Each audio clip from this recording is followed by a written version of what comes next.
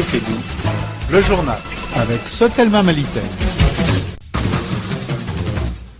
Il est 13h. Merci à tous de votre fidélité. Voici les titres de ce journal. Journée contre la torture.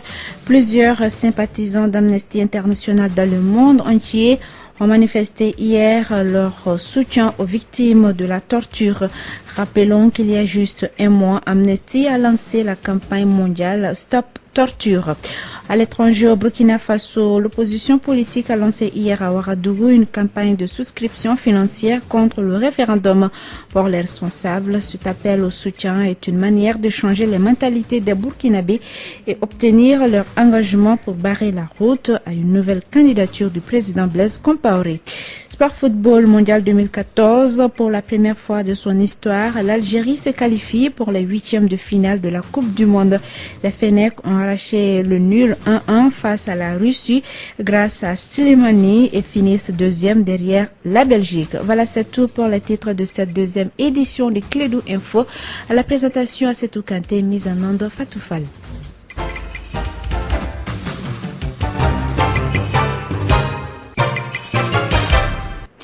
Bonjour à tous et bienvenue dans le monde entier. Des sympathisants d'Amnesty International ont manifesté hier dans leur soutien aux victimes de la torture. L'événement a été célébré ici à Bamako par Ami Mali dans un stade de Kalabankoura. Cette activité intervient un mois après le lancement d'Amnesty de la campagne mondiale Stop Torture d'Amnesty International Mali.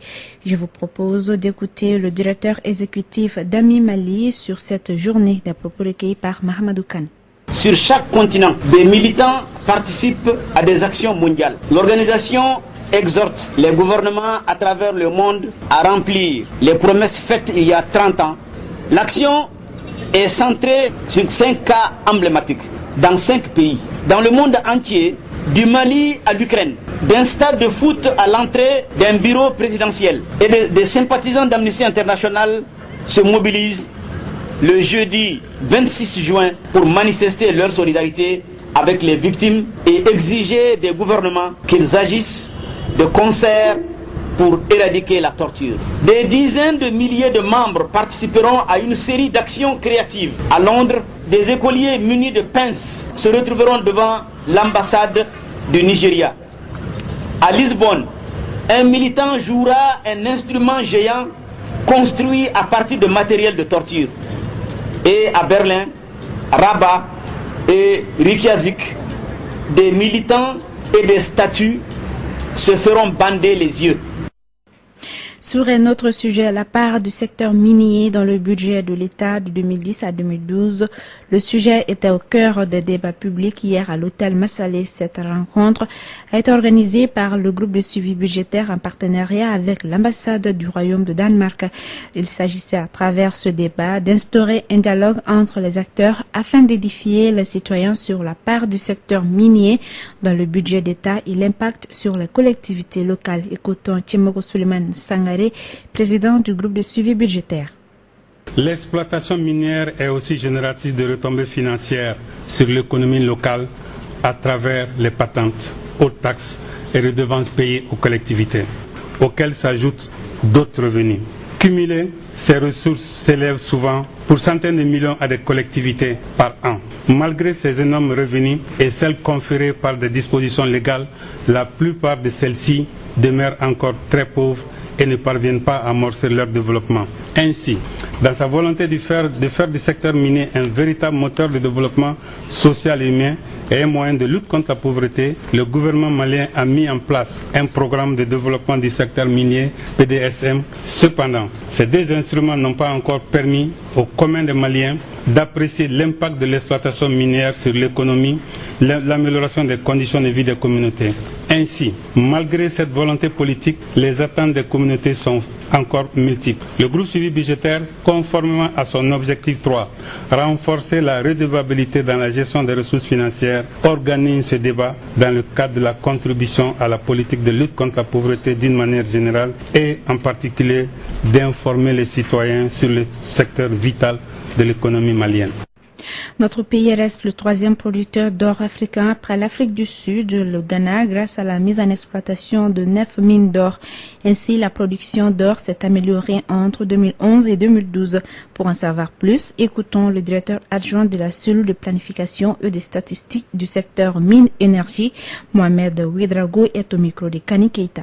L'apport du secteur à l'économie nationale est de 8% du PIB en 2012, soit 415 milliards de francs CFA contre 350 en 2011. Donc les exportations minières représentent 1028 milliards de francs CFA en 2012 contre 833 milliards de francs CFA en 2011, soit une augmentation de 23%. Elle représente 70% des exportations du Mali, qui est estimé à 1473 milliards de francs CFA, toujours en 2012. Donc au-delà de ça, qui dit apport à l'économie, ce n'est pas seulement ce qui rentre dans les caisses de l'État. Je pense aussi qu'il y a tout ce qui a comme impact sur l'emploi. Le secteur, en 2012, les emplois directs créés ont totalisé exactement 3895 emplois pour les 9 sociétés en exploitation, en activité. Et ce chiffre pourrait atteindre 10 102 si on considère l'intervention des sous-traitants. Bon, maintenant, par rapport à l'État, si nous prenons par exemple la dotation au niveau du budget spécial d'investissement,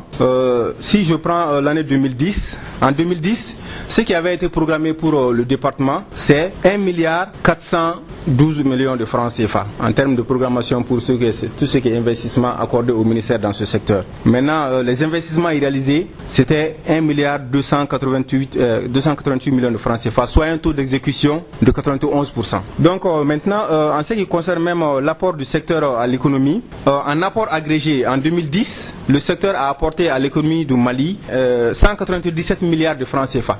En 2011, le secteur a apporté 232 milliards de francs CFA et en 2012, le secteur a fourni à l'économie du Mali 275 milliards de francs CFA.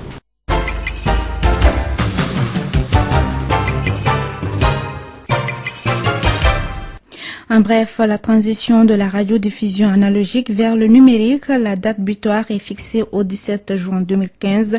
Le département en charge de l'économie numérique, de l'information et de la communication et celui du commerce a organisé hier une journée d'information à l'endroit des acteurs concernés qui sont les commerçants et ceux de l'audiovisuel. Cette décision de passer au numérique a été adoptée par l'Union internationale des télécommunications lors de la conférence régionale des radiocommunications tenue en 2006 à Genève.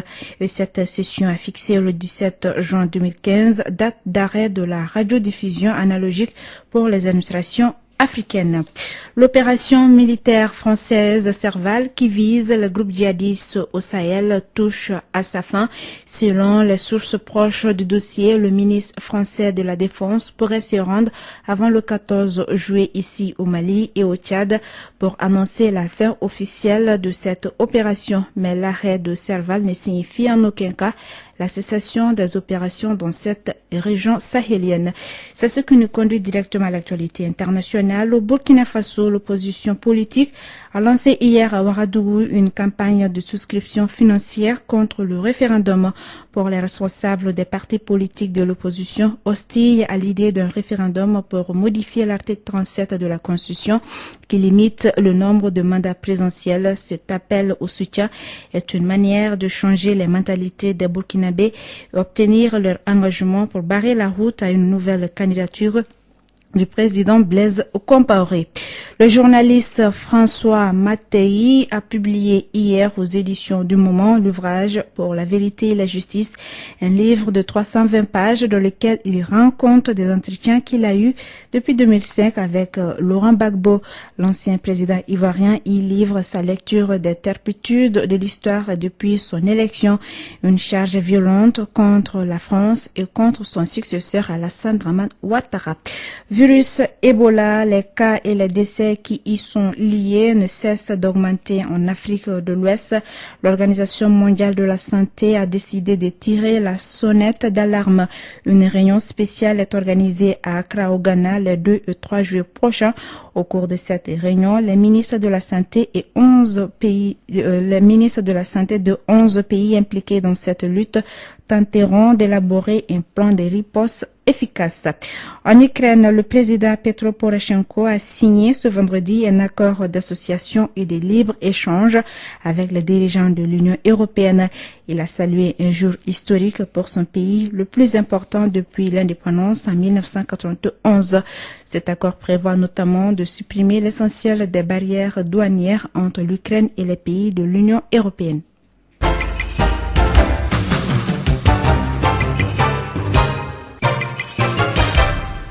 Retour à l'actualité nationale, 15 millions de francs CFA pour débuter le Ramadan. C'est le don offert par la mairie de la commune 4 aux imams et les chefs de quartier de la dite commune. Ce don est composé de sacs de riz, de sacs de sucre et de nattes. La cérémonie a eu lieu hier dans la salle de conférence de la mairie. Le maire Sirima Batili nous donne des explications au micro de Djibril Kaba. Bon, ça je dirais que c'est une tradition. Depuis 2009 avec le maire Mara, et chaque veille de Ramadan, nous donnons du sucre, du mil, des nattes, des pots de prière et tout ça aux fidèles musulmans, et pour les accompagner à faire un bon carême. Certes, c'est un geste symbolique, mais qui est plein de signification. Un sac de riz ou 2 sacs de sucre ne suffisent pas pour une mosquée ou pour un imam. Mais c'est le geste qui est plus important. Donc l'organisation depuis 2009 a commencé. Nous avons voulu, n'est-ce pas, perpétuer cette tradition. Et en donnant aujourd'hui, comme on vient de le dire, 300 sacs de sucre, 300 sacs de mil, et des pots de prière, des bouillards aux fidèles musulmans. Le coût, ça fait combien? Le coût, ça environ à peu près 15 millions et quelques. Précisément 15 millions 300, 15 millions 400. Toujours opération Ramadan, l'organisation humanitaire Islamic Relief a fait un don de 42 tonnes de vivres à 7000 ménages défavorisés composés de riz, pâtes alimentaires, sucre, huile et mil. Sa valeur est estimée à plus de 130 millions de francs CFA. La cérémonie de distribution s'est tenue hier au siège de l'ONG Amdalasi 2000. Abdelmajid Nasri est le directeur national d'Islamic Relief. Il est au micro de Mahamadou Khan. L'opération Ramadan, c'est une opération qu'on a l'habitude d'effectuer durant toutes les années de notre existence au Mali. S'inscrit dans le cadre de solidarité. On est une ONG à base de valeurs religieuses. On est une ONG islamique qui est installée en Grande-Bretagne. Comme vous le savez, le mois de Ramadan chez les musulmans, c'est un mois de solidarité. Donc il y a des individus comme des institutions qui... Pour eux, le mois de Ramadan, c'est un mois de solidarité, c'est un mois de partager la joie et partager avec les autres. Islamic Relief travaille dans 3 régions et le district de Bamako, à Koulikoro, Mopti et Tombouctou, plus le district de Bamako. Donc, nous, on existe déjà depuis les années 90 et on connaît très bien les zones d'intervention et sur cette base, on donne la priorité aux gens les plus vulnérables. Vous le savez, maintenant, on cible les zones qui sont surtout les zones du Nord qui suite à la crise du Nord, on donne la priorité à ces gens-là. Bien sûr, d'habitude, dans les critères, il y a surtout les femmes, surtout les enfants, les orphelins sont les couches les plus vulnérables et à qui on donne plus de priorité. Et un mot de sport pour terminer Mondial 2014. Pour la première fois de son histoire, l'Algérie se qualifie pour les 8e de finale de la Coupe du Monde. Menés 1-0 par les Russes, les Fennecs ont arraché le nul 1-1 grâce à Slimani et finissent 2e derrière la Belgique. Ils retrouveront l'Allemagne qui les avait battus en 1982 en phase de poule. Voilà, c'est la fin de ce journal qui vous a été présenté par Assitou Kanté, mise en onde par Fatou Fall. Merci à tous de l'avoir suivi. Plus d'infos sur notre site www.info-mali.com.